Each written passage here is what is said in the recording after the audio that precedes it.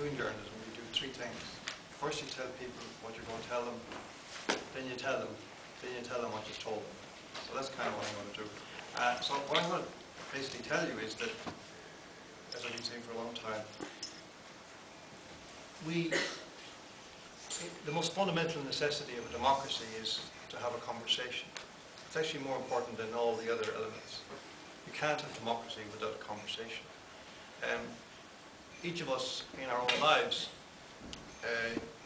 we need, in order to converse with other people, we need to inform ourselves. We need to read, we need to watch, we need to listen, we need to reflect, think, and then we talk. And as a result of that, all of that process in the individual, the conversation is likely to be better. And if it works both ways, then it's even better still. With a society, it's actually the other way around. Society can't think as a society unless it has a conversation, a healthy conversation. And that's probably the most fundamental thing that's happened to Ireland in my lifetime. That conversation has been taken away from us. The right to conversation and the capacity to have conversation and the mechanisms, the conduits for conversation have been basically confiscated and appropriated. And as a result, we don't have democracy. But yet the conversation tells us, such as it is, tells us we do have democracy, so we don't even know we don't have democracy. And this is the double bind that we're in, that we think we're told what normality is. If you listen to radio and watch TV and read the newspapers, then you think everything is as it should be, because that's what they're telling you. They don't tell you that there's another way it could be, and that that's the right way for it to be, but they don't want you to have it like that. And that's kind of fundamentally what I want to tell you. So,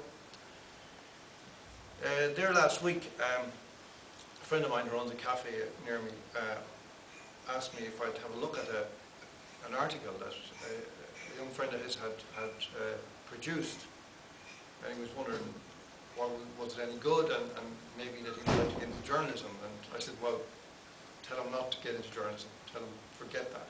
Journalism is finished. There is no journalism to get into. So, what's the article? He said, it's about Brexit. I said, okay. And I don't like reading what people have written because, like that. I don't like giving people responses. Sorry. I don't like giving, but because generally they write something and they say, I'd love to hear what you honestly think of it. But they actually never mean that. What they really mean is, I'd like you to tell me how good this article is. And I don't ever do that. And we always fall out, and it doesn't really work. So I said this to my friend, and he said, no, he would like to hear what you have to say. So I looked at the article, and I said, okay. Because I saw the title was, what if Brexit were a good thing? That's a great start. Good title. So I said, okay. So I took it home and then left it for a day or two, and then I started to read it, and so I had two completely opposite kind of responses to it. One, which is secondary, was that this guy has actually some talent. He can write. He can string thoughts together. So I didn't want to be unkind to him. But to go back to the first thought, this is all wrong. First of all, the article wasn't in the slightest bit about Brexit being a good thing. He started off quoting Fintan O'Toole. And then he goes on. And so I sat down and I found myself writing an increasingly long review of the article, which ended up being longer than the actual article itself. And I started off with the Fintan O'Toole thing and said, well, if you want to know about Fintan O'Toole, read my book. But secondly, Fintan O'Toole, to the best of my knowledge, has never once talked about British imperialism as a problem in the context of Ireland. But now he sees a hangover of British imperialism in the votes of working British people who would like their country back.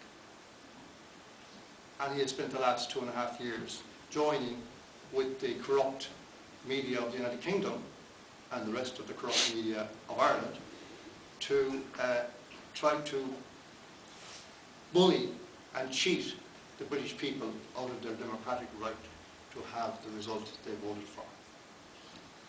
So then it went on, the article went on, and there was one, I won't go into it in too much detail, but there was one section to which he said that he was talking about reunification of Ireland as a result possibly of whatever might happen. And he said, well, you know, are we in Ireland mature enough, he said, to allow our Protestant northern friends the right to their identity and to respect their identity and respect their views and tolerate their positions in United Ireland?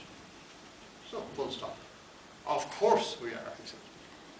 And I said, in response to that, I said, well, yeah, so long as they don't mention gay marriage and abortion, because that wouldn't be within the remit of official Ireland's current maturity or tolerance. But the point I want to make about this article is that it's an example of what people write when they want to become journalists. Because the thing I said to him is, you know, the title is the best part of the article. And that seems to be something deep in your gut that you believe, but you never actually deal with it. Because you're too busy making sure that by whatever mechanism the article will get into print. And that people who might have authority in that area will actually approve of the article. And I said, as a result, it's indistinguishable from every other article in every paper in Ireland for the last 2.5 years, virtually. I don't think there were any more than a handful of articles on the other side of the argument. And that tells you of the powerful convocation that exists around the edifice of what is called journalism. That it's impenetrable.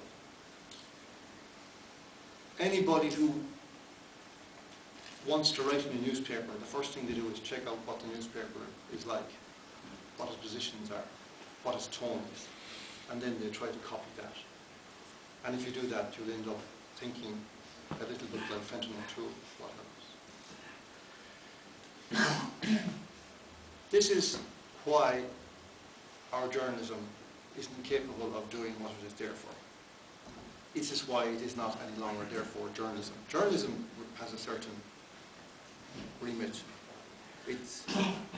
Journalism is, in a sense, you might say, the priesthood of the fourth estate. The fourth estate is that bulwark of one of the four bulwarks of democracy,